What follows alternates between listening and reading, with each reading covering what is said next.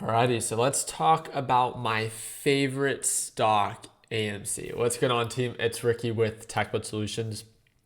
Pretty impressive performance. AMC was down, I think, 12 or 13% during the pre-market session. Right now, it's up 3%, but it's very overbought. I have a limit order. I would love to potentially get into AMC if I get in at the price point that would make sense to me. I wanted to point out a couple different things. I have a limit order of 2,000 shares at $21. It's crazy to see how cheap I can buy AMC now versus literally where it was a week ago. Maybe a week ago or 10 days ago, AMC was trading at $40 a share. And now it hit lows of $20. So it literally lost 50% of its value in just 1 week of trading. Now, one of the things that I like to do, and again, I think that just maybe beginner traders do not understand when it makes sense to trade something and when it doesn't make sense to hold something. It doesn't make sense to hold something, in my opinion, when a stock is selling off, when a stock is losing value, and especially when a stock goes from $44 all the way down to $20. I don't understand how anyone can justify that. Like, there's no form of risk management there. It's okay, but to each their own, right? But when it comes down to something being very cheap and the potential for a recovery, you could do simple math, right? From where we're at right now, if this were to recover to $44, which it does not have to, but the possibility, again, just the potential reward, is 83%. 83% for a potential loss of, or however it is that you manage your risk. One of the things that I always love to preach, especially for our beginner traders, is I don't care if it's AMC, I don't care if it's Facebook, I don't care if it's Tesla. There should always be some form of risk management, as if all you're thinking about is the potential for profit and you're not taking into consideration how much you have on the line or potentially are willing to risk, then it's very one-sided, which is why I see maybe a lot of beginner traders that are bag holding AMC get very, what's the proper word for it, triggered when things do not go according to their plan. At the end of the day, that's just how the stock market works. It's always how it's worked, and it's always how it will work. Not every trade goes according to plan. Loss is inevitable in the stock market. It happens. All you can ever do is manage it. I'm okay with, trading AMC when the direction is in my favor, meaning that when it's indicating signs of an uptrend. So some of you guys brought up great points of like, Ricky, you used to trade AMC all the time. Like, what happened?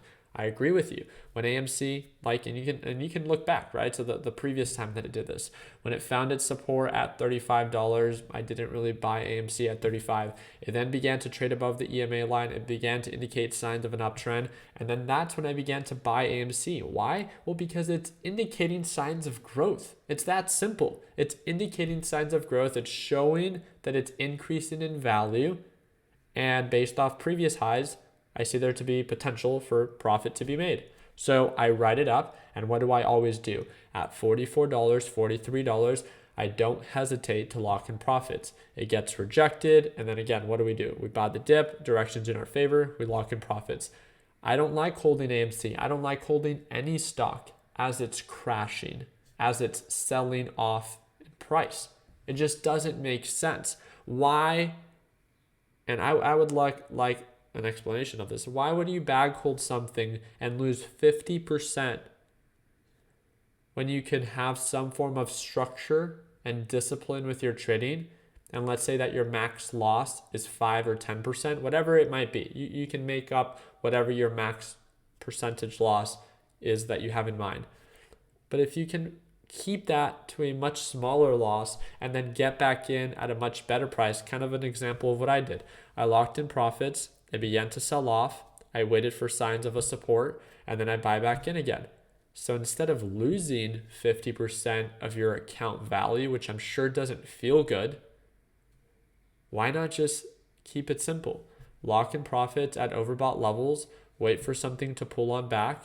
When it identifies its support level, then you can jump back in and make money as it recovers. And even then, every trade does not go according to plan. AMC can get rejected. I can buy at 21. I'll have to cut losses at $20 a share, and I'll manage my risk there. The whole point of this video and the whole point of yesterday's video is AMC was just an example for the day, but it's like you need structure with trading. And I had some people also comment, AMC is not about, it's not a stock you trade, it's about a movement. It has nothing to do with fundamentals or technicals. Well, first off, we know that it has nothing to do with fundamentals because AMC is one of the most overvalued companies if it had anything to do with fundamentals. Let's be honest.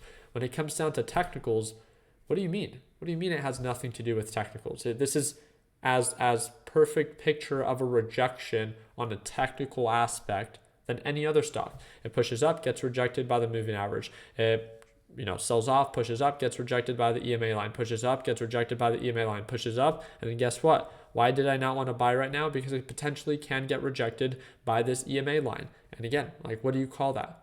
Is it just guesstimating? Sure, you can call it whatever you want. I call it trading based off of a quick technical analysis, looking at indicators to be used as a reference. Never is an indicator 100% accurate, but you can't say that they're not useful, right? It's just like, I just don't get that. It's like, why encourage people to hold something and lose 50% of their account for your own benefit? Why would that make sense to anyone, right? When I make these videos and I try to encourage beginner traders to manage their risk and take that into consideration before they take a trade, I don't care if it's AMC, I don't care if it's Tesla, I don't care if it's Apple.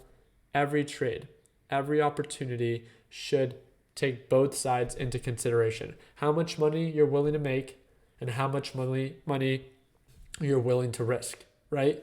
And this is something that you need to engrave in your head, or 50% is the least of your worries. Because as something continues to sell off in price and lose its value, you're just going to continue to hold that bag and write it back down. And it's that simple. It's just, I feel very sad to see that people actually believe that holding a stock 50% was a good action. That just doesn't make sense to me. Like, why?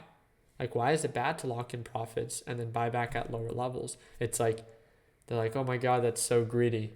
That's so greedy that you tell people to look out for themselves and to manage their risk for their best interest. It's not for my best interest, right? If I buy AMC at $21 with 2,000 shares, first off, that's probably most than the average AMC holder.